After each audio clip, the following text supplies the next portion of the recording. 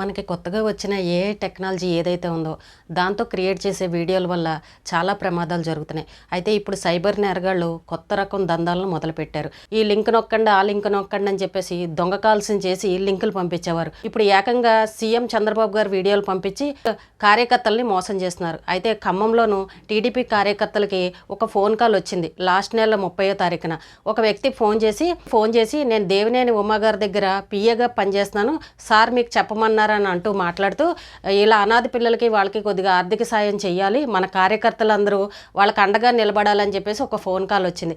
అయితే మన కార్యకర్తలందరూ మేము సహాయం చేస్తామని చెప్పగానే ఒక 3 ఫోన్ నెంబర్లు ఇచ్చి ఈ నెంబర్కి డబ్బులు పంపించండి అని చెప్పగానే అక్కడ ఉన్న కార్యకర్తలందరూ డబ్బులు వేసుకుని 35,000 రూపాయలని ఆ 3 నెంబర్లకి పంపించారు. మిమ్మల్ని త్వరలోనే చంద్రబాబు గారి దగ్గరికి తీసుకుని వెళ్తానని చెప్పేసి ఇలాగా మాట్లాడాడు.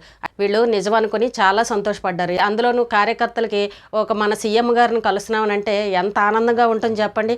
అవకాశం అందరికీ రాదని చెప్పేసి అతని మాటలు నమ్మేసి అందరూ డబ్బులు ఇచ్చారు. ఇందులో బాగా విచిత్రమైన సంఘటన ఏంటి అంటే ఈ ఏఐ వీడియోల ద్వారాగా చంద్రబాబు నాయుడు గారు మాట్లాడుతున్నట్టు ఒక వీడియోని క్రియేట్ చేసి వీళ్ళకి మాట్లాడిచ్చాడు.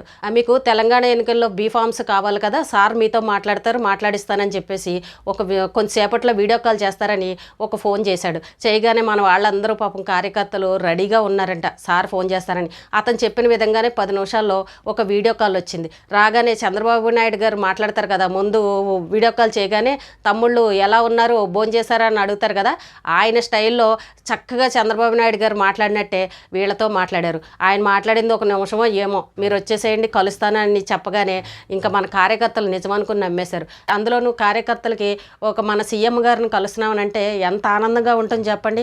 అవకాశం అందరికీ రాదని చెప్పేసి అతని మాటలు నమ్మేసి అందరూ డబ్బులు ఇచ్చారు.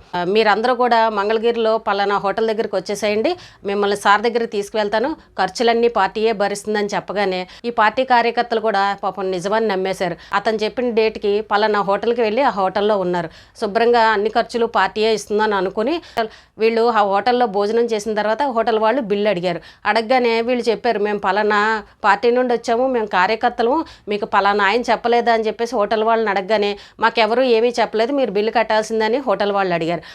అప్పటికే ఈ సైబర్ నేరగాడు ఏం చేశాడు అని అంటే, వీళ్ళు సార్ని కలవడానికి 18 మంది వస్తే మళ్ళీ ఫోన్ చేసి అన్నాడు, 18 మందిని సార్ దగ్గర కలవడానికి ఉండదు, ఒక 8 మందినే కలవడానికి ఉంటుంది, కాబట్టి ఒక్కొక్కరు 10,000 ఇవ్వాలని చెప్పేసి కార్యకర్తల దగ్గర ఒక్కొక్కరి దగ్గర 15,000 డబ్బులు తీసేసుకున్నాడు. చూడండి, ముందేమో ఒక 35,000 లాగేశాడు, తర్వాత మళ్ళీ వీళ్ళ దగ్గర 8 మంది దగ్గర 80,000 ఏమో మొత్తానికి లాగేశాడు.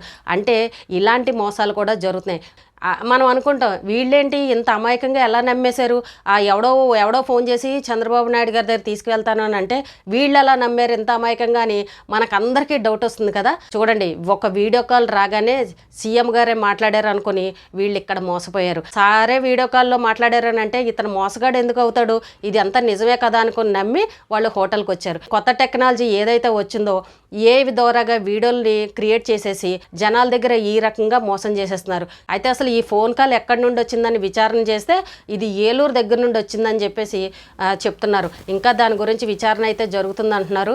చూద్దాం ఎవరు చేశారో. కానీ మొత్తానికి మాత్రం ఇలాంటి సైబర్ నేరగాళ్ళు మళ్ళీ మొదలయ్యారు. ఈ రోజుల్లో ఏది ఒరిజినల్లో ఏది డూప్లికేటో నమ్మే పరిస్థితి లేదు. మన సొంత వాళ్లే, మన బంధువులే ఎవరన్నా వీడియో కాల్ చేసినా కూడా నమ్మే పరిస్థితి లేదు. 1-2 సార్లు మనం ఆలోచించి అసలు ఇది నిజమా కాదా అని మళ్ళీ మామూలు కాల్ చేసుకుని మాట్లాడుకోవాల్సిన పరిస్థితి వచ్చింది. ఎందుకనంటే అలాంటి వీడియోల్ని క్రియేట్ చేసేస్తున్నారు. ఇప్పుడు సోషల్ మీడియాలో మనం ఎన్ని చూస్తున్నాం చెప్పండి, చూడడానికి ఎంతో అందంగా చాలా బాగుంటున్నాయి.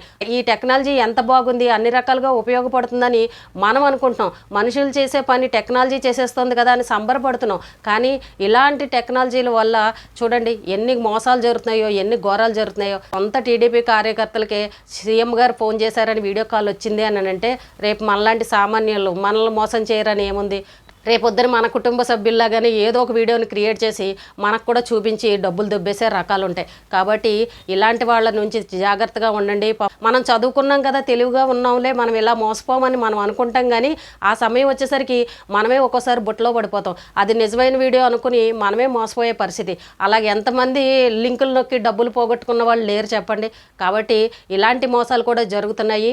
ఈ రోజున టీడీపీ కార్యకర్తలకు జరిగింది, రేపొద్దున మనకే జరగచ్చు. రేపొద్దున ఏ పవన్ కళ్యాణ్ గారు మీతో మాట్లాడతారు అని మళ్ళీ వా కార్యకర్తలు కూడా ఏ ఫోన్లన్నా రావచ్చు. ఇంత డబ్బులు ఇవ్వండి, మనం పలానా చోట ఆర్థిక సాయం చేద్దాం, పలానా వాళ్ళకి సేవా కార్యక్రమాల్లో పాల్గొందామని ఇలాంటివి కూడా ఫోన్ కాల్స్ రావచ్చు. కాబట్టి ప్రతి ఒక్కరూ జాగ్రత్తగా ఉండండి. ఎవరైనా ఫోనులు చేసి పలానా వాళ్ళు ఇది అది డబ్బులు ఇవ్వండి అని అన్నప్పుడు మీరు కొంచెం లాజిక్గా ఆలోచించండి. ఇది నిజమా కాదా అని ఆ ఫోన్ కట్ చేసుకుని మీకు ఎవరి గురించి అయితే చెప్పారో వాళ్ళకి డైరెక్ట్గానే ఫోన్ చేసి మాట్లాడి నువ్వా చేసింది కాదా, నిజమా కాదా అని క్లారిటీ తెలుసుకున్న తర్వాత మీరు ఎవరికైనా డబ్బులు ఇవ్వడం కానీ ఏదైనా సరే చెయ్యండి. టెక్నాలజీ పెరిగిందని అనుకుంటున్నాం కానీ ఇంకా ముందు ముందు రోజుల్లో ఇలాంటివి ఎన్ని జరుగుతాయో అర్థం కావట్లేదు. వేలల్లోనూ లక్షల్లోనూ మోసాలు చేసేస్తున్నారు. ఒంటికి చెమట పడకుండా ఎక్కడా కష్టం కలగకుండా కంప్యూటర్ ముందర కూర్చొని ఇలాంటి మోసాలు చేసి అమాయక ప్రజల దగ్గర డబ్బులు దోచేస్తున్నారు. ఈ రోజున ఒక చంద్రబాబు నాయుడు గారి పేరు చెప్పే ఇంత మోసం జరిగింది అని అంటే మరి పరిస్థితులు ఎలా ఉంటాయో చూడండి. ఇప్పుడు మనకు ఒక సంఘటన అనుభవం అయినప్పుడు రెండోసారి మనం జాగ్రత్తగా ఉండాలి. మొన్న కూడా చూసా ఇన్స్టాలో ఎవరో ఒక అమ్మాయి పవన్ కళ్యాణ్ గారి ఫ్యాన్, నేను పవన్ కళ్యాణ్ గారిని ఎప్పటి నుంచో కలవాలనుకుంటున్నాను కానీ కలవలేకపోతున్నాను, నాకు ఇప్పటికి అవకాశం దొరికిందని అంటూ పవన్ కళ్యాణ్ గారిని ఇలా కాగలించుకున్నట్టు, ఇలా చెయ్యి మీద చెయ్యేసి పట్టుకున్నట్టు దగ్గర గంట నిలబడి ఫోటోలు దిగి సోషల్ మీడియాలో పెట్టింది. అంటే చూడండి, అది నిజమైన ఫోటో కాదు, అలా క్రియేట్ చేసేసారు. కానీ మనం చూసే వాళ్ళకి ఎలా అనిపిస్తుంది అంటే అమ్మో నిజంగానే ఈవిడ గారు పవన్ కళ్యాణ్ గారిని కలిసిందా అని మనం అనుకునే విధంగా ఉన్నాయి. చూడండి, ఇలాంటివి దారుణాలు కూడా జరుగుతున్నాయి. ఎంత దరిద్రంగా క్రియేట్ చేసేస్తున్నారని అంటే అవతల వాళ్ళ ఫోటోలను తీసుకొచ్చేసి ఇందులో మిక్స్ చేసేయడం, మనకి ఎలా కావాలంటే అలాగా క్రియేట్ చేసేసుకునే విధంగా అయిపోయింది. ఈ కొత్త టెక్నాలజీ ఏదైతే వచ్చిందో అందరూ కూడా సంబరపడిపోయి నా ఫోటో ఎలా ఉంటుందో చూసుకుందాం, చిన్నప్పుడు ఫోటో ఎలా వస్తుందో చూసుకుందాం అన్న ఆశతోటి మన ఫోటోలను తీసుకువెళ్ళి అందులో అప్లోడ్ చేస్తున్నారు. ఆ ఫోటోలు ఎవరెవరికి వెళ్తాయో, ఎక్కడికి వెళ్తాయో, ఏం జరుగుతాయో మనకు అర్థం కాని పరిస్థితి. మొన్న కూడా చూసాం కదా, ఒక అమ్మాయి ఇలాగే ఒంటి నిండా చక్కగా అందంగా బట్టలు వేసుకుని ఫోటో దిగినా కూడా అందులో పుట్టుమచ్చ కూడా క్లియర్గా కనబడే విధంగా వచ్చింది. అంత సీక్రెట్గా ఉండే పుట్టుమచ్చలు కూడా ఆ టెక్నాలజీలోంచి బయటకు కనబడుతున్నాయి అని అంటే ఎలా క్రియేట్ చేస్తున్నారో దాన్ని బట్టి చూడండి. ఎవరు మన ఫోటోల్ని ఏ రకంగా వాడుకుంటారో మనకు తెలియదు. కాబట్టి ఇలాంటి మోసాల బారి నుండి జాగ్రత్తగా ఉండండి.